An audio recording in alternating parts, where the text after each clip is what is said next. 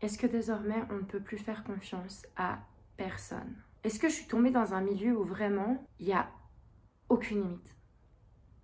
Aujourd'hui, nous allons faire une épreuve du bac et la question sera: est-ce qu'on doit faire attention à tout ce qu'on dit et surtout à qui on le dit?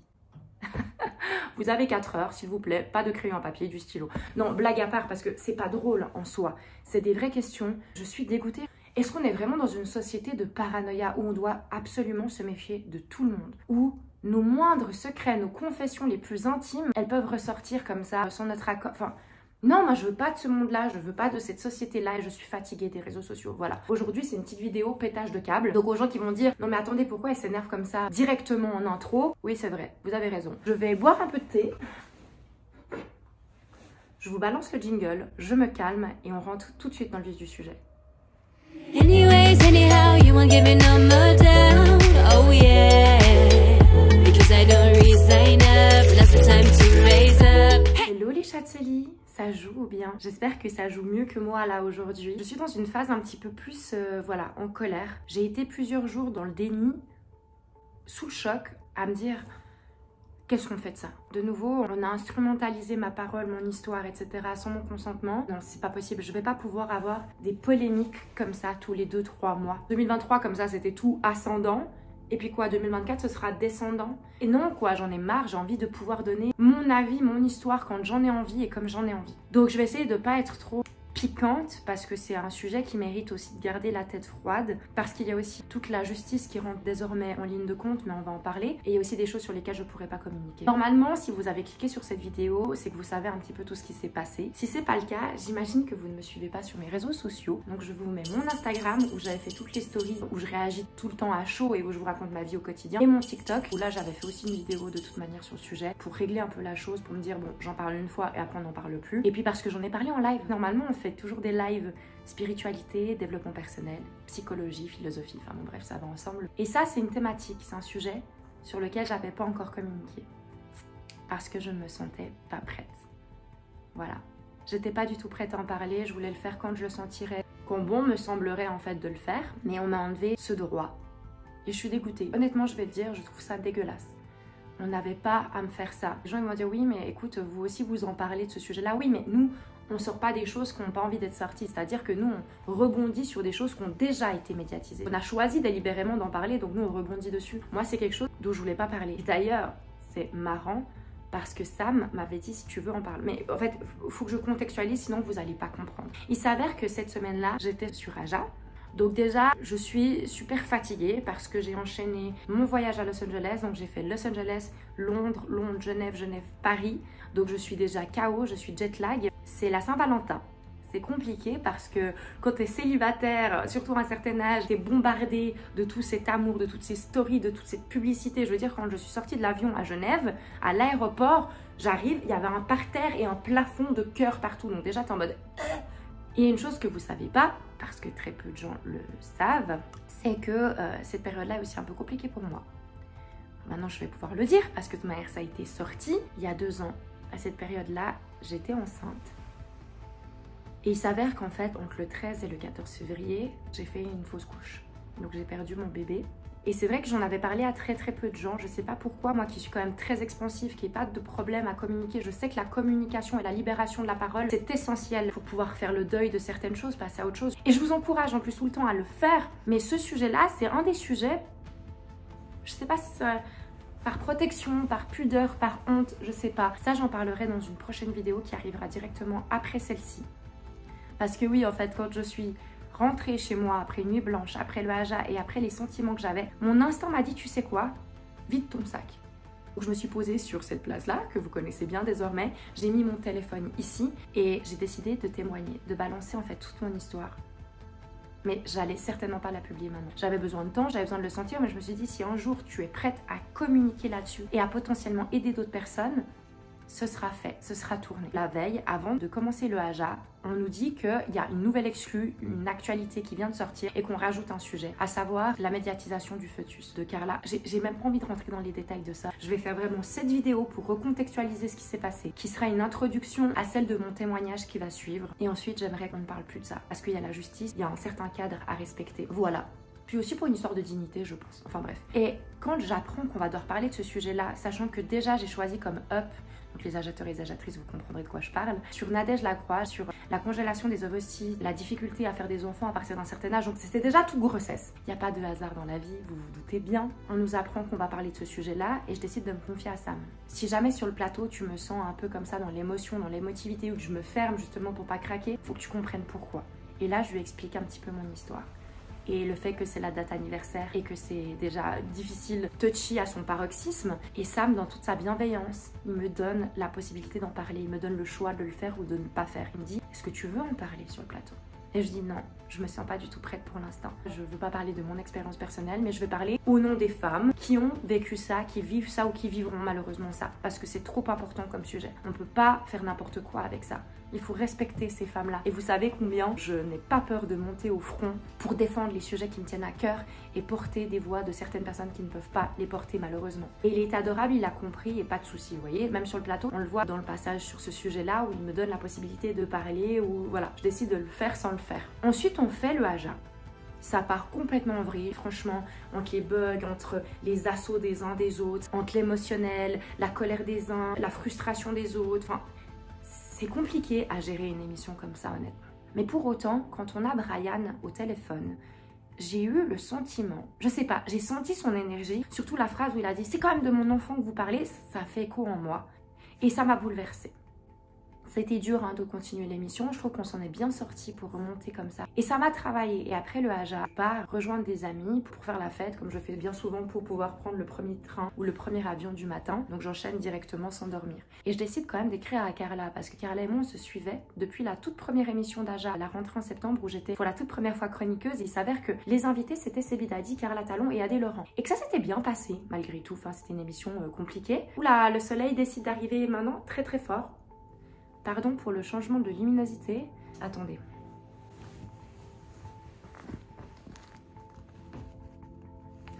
Attendez. Ah, c'est dommage, c'était trop bien le setup avec cette luminosité comme ça. En plus, ça fait du bien. Soleil. Mais trop de soleil, tue le soleil. Pardon pour le changement de luminosité. Je sais plus où j'en étais. Ah si. Donc je reviens sur ce que je disais. Le fait est que j'écris à Carla parce que Carla et moi on se followait sur les réseaux depuis cette première émission. Je pensais qu'on était en bon terme, etc. Je lui dis bon voilà, écoute, je vais t'expliquer quelque chose que j'ai dit à très peu de gens. Et je trouve que c'est important pour que tu comprennes que si ce que vous faites, c'est dans votre but de votre application, c'est les dramas qu'on a déjà vus. Enfin, faut savoir quand même un truc important, c'est que moi, quand j'avais vu Sébi Dadi et Carla en couple sur cette première émission, j'étais une des seules à les croire. Alors que beaucoup de gens disaient mais non, c'était juste pour les stories, pour vendre leur application. Et ensuite, j'ai continué à être de leur côté, bien qu'il n'y ait pas de côté à prendre, mais vous voyez ce que je veux dire. Et là où ils m'ont complètement perdu, c'est à partir de l'épisode de la fusillade. Parce que je me suis dit, en fait, qu'ils veulent faire le show pour leur application, qu'ils décident de créer eux-mêmes une série. Je veux dire, je suis comédienne, il n'y a pas de problème. Moi, j'encourage la créativité, le côté artistique des uns et des autres. Qu'on lance notre entreprise, il n'y a pas de souci. Mais là où ça me gêne, c'est qu'il faudrait mettre un hashtag fiction pour que les gens qui sont plus crédules, les gens plus naïfs, paniquent pas. On va me dire mais non Anouchka, il y a personne qui y croit. Si, il y a des gens qui y croient. Moi j'ai reçu des messages des agitateurs et des agitatrices qui m'envoyaient des liens en DM paniqués. Pendant mes lives, on me disait mais tu as vu ce qui s'est passé? Sébi a tiré sur Brian et tout. Et puis derrière il se passe rien. Donc quel message on partage? On peut tirer sur les gens, on peut tirer sur son frère. Il n'y a pas de poursuite derrière, on va pas à la police, il n'y a pas de procès, rien. Dans toute impunité. En fait, on n'oublie pas qu'influenceur veut dire influencer les gens. On a une influence sur eux, je sais pas, on a une responsabilité médiatique par rapport aux plus jeunes, aux plus crédules, aux plus naïfs. On ne peut pas faire tout et ce qu'on veut sur internet, voilà. Il y a quand même un certain cadre. Et puis au-delà de la légalité en fait, il y a le côté moral. Et ça de nouveau on va en parler dans cette histoire-là. Parce que oui, il y a la loi, maintenant il y a la justice qui a été saisie. Mais qu'est-ce qu'on fait de la morale, des principes? J'ai l'impression qu'ils se sont perdus. D'ailleurs, je l'ai mis dans un commentaire là parce qu'au bout d'un moment, j'ai fini par péter les plombs. Je vais vous mettre le commentaire que j'ai mis parce que en fait, Brian, que je ne connais absolument pas, Brian Boy, il a décidé de faire un reel de nouveau pour par contre crier comme quoi c'est les médias qui surfent sur eux pour faire des clics et du buzz, alors que bah non, c'est clairement l'inverse. C'est eux qui essayent à tout prix de faire du sale, du bad buzz pour que les médias en parlent, pour qu'ils aient plus de vues et de visibilité. Mais bon, ça encore à la limite, c'est pas le sujet de cette vidéo, mais moi j'ai fini par péter les plombs parce que même dans ce reel là, il arrive à mettre un bout de mon message et le bout où je parle justement de ma fausse couche. Je suis pas d'accord. Vous n'avez pas à parler de mon bébé. Donc j'ai écrit ce long pavé là que je vous mets. Évidemment, en commentaire a été supprimé, j'ai eu aucune réponse, ni DM, rien. Donc on ne me parle pas pas, Carla ne me parle plus, mais par contre on supprime mes commentaires. Il faut arrêter, là ça va trop loin. Et d'ailleurs en parlant de Carla, je vais faire le pont pour revenir. Donc moi je lui ai écrit ce message où je me livre à elle et où je lui dis voilà, sache que si c'est pas vrai, c'est pour le buzz, c'est extrêmement grave et en fait on manque de respect à toutes les femmes, tous les futurs parents qui ont vécu ça. Et si c'est vrai, vous avez toute ma force et tout mon soutien. Ça partait d'une bonne intention. Et elle a été gentille avec moi. D'abord, elle m'a envoyé un long pavé, mais c'est évidemment, elle s'est bien gardée de le mettre. Elle a mis mes messages à moi. Et encore, la partie du message que j'aurais voulu qu'il reste absolument pas montré. Tout le reste, parce que vous me connaissez, je parle beaucoup. Ça n'a pas été montré. Donc elle met la pire partie pour moi à mettre en fait. Et puis elle met pas la sienne. D'abord, elle me dit que malheureusement, elle ne pourra plus communiquer avec nous parce que c'est son avocat qui la conseille ainsi. Des questions juridiques. Son avocat, il te conseille de pas nous parler parce que nanana, procès à venir, etc. Peut-être. Par contre, il te conseille pas sur le fait que c'est totalement illégal de mettre des screens comme ça publiquement dans tes stories. Donc certainement que ça aussi c'est des mensonges, mais bon, le futur nous le dira. Nous en tout cas on n'a pas attendu et nous c'est pas des bêtises. Je sais pas si vous avez vu le communiqué de presse, voilà je vous le mets, que ça m'a mis. Il a mis un erratum qui est important pour moi parce que je n'ai pas fait d'avortement, voilà j'ai subi une fausse couche. Vous allez dire la finalité c'est la même, mais le processus etc n'est pas le même. Donc voilà. Et puis bref, c'est pas mon histoire, donc je voulais que ce soit rectifié. Et effectivement, avec l'équipe et avec Sam, on a décidé de pas en rester là parce que ça va trop loin, c'est trop grave. Je ne sais pas s'ils se perdent totalement entre la réalité et la fiction. Si à force de jouer comme ça un entre-deux, de croire qu'on est en télé, s'ils ont perdu le sens de la réalité, de la fiction. Si avec tout l'appât du gain de visibilité, etc., ils ont perdu le sens du bien et du mal. Parce qu'il y a des limites à ne pas dépasser. Parce que ça m'a fait énormément de mal. Et après, vous voyez comment je suis toujours à essayer de comprendre les gens. Je me dis, mais si elle vit vraiment ça, il y a aussi tout l'aspect des hormones. Des fois, on est tellement dans la souffrance qu'on pète les plombs et qu'on fait des choses qu'on regrette. Mais dans ce cas-là, pourquoi est-ce qu'elle m'écrit pas pour dire qu'elle regrette? Donc, ce qui se passe, c'est que moi, je lui ai écrit ce message-là après le Haja dans la nuit du mercredi au jeudi. Le jeudi matin, enfin, jeudi nuit, hein, quand j'attends à l'aéroport pour prendre mon avion pour rentrer en Suisse, elle me répond donc ces pavés-là où elle me dit que elle aurait voulu communiquer avec moi. C'est dommage parce que si je l'ai vécu, j'aurais pu lui donner effectivement des conseils, etc. Ensuite, elle me pose quand même des questions de comment... Bon bref, voilà, Et moi, bête et naïve comme je suis, je fais quoi? Je lui donne des conseils, je lui donne de la force, je lui dis bah voilà ce que tu devrais faire. Malheureusement, il n'y a que le temps hein, qui peut vraiment tout guérir, qui peut en tout cas apaiser les blessures et toutes les souffrances. Il y a la thérapie, le fait de s'ouvrir, de parler, même avec ses proches, avec son médecin généraliste, avec son gynécologue, évidemment psychologue.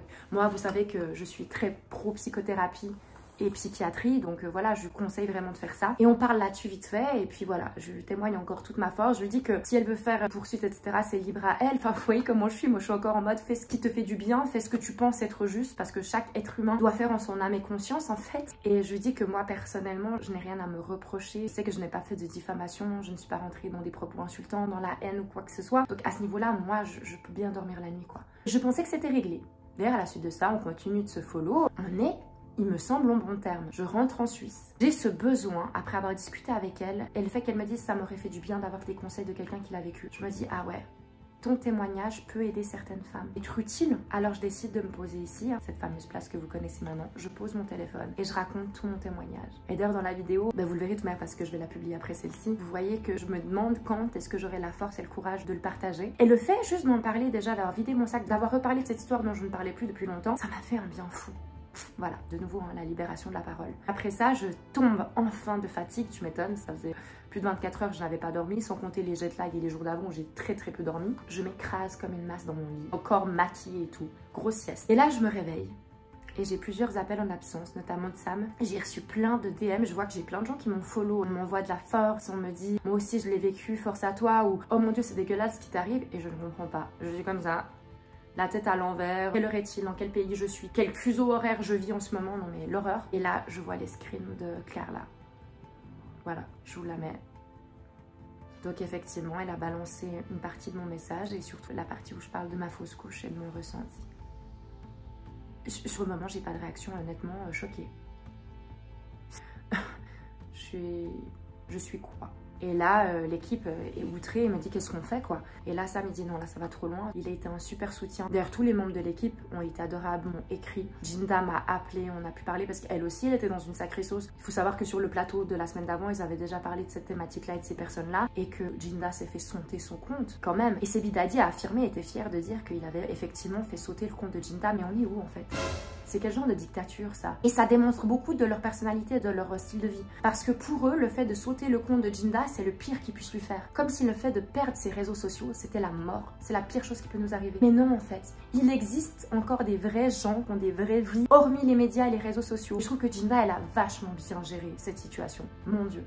Moi, je me suis dit que ça allait m'arriver, hein, très certainement. Je suis très étonnée qu'à l'heure actuelle, j'ai encore mes réseaux sociaux. Si je disparais des radars, vous saurez où je suis. Mais c'est pour vous dire à quel point ça va loin, ces histoires.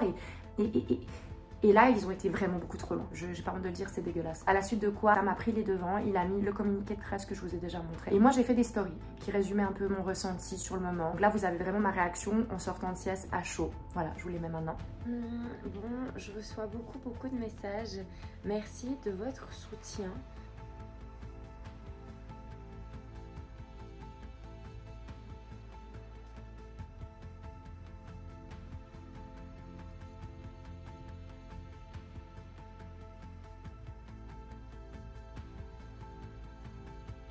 Et voilà quoi, je me suis demandé ce qui allait se passer. Et ce qui s'est passé, c'est une vague d'amour. À tous ceux qui m'ont écrit des messages de soutien, qui ont pris leur parole, le réseau pour moi, vraiment merci. Que ce soit mes proches de la télé, et puis les gens que je ne connais pas, les abonnés, merci pour votre force. Sachez que ça compte énormément pour moi. Et j'ai reçu aussi des témoignages de femmes qui ont vécu ça aussi. C'est aussi pour vous que je vais vous publier la prochaine vidéo qui arrive. Parce que c'est un sujet très important et qu'on n'a pas à avoir honte.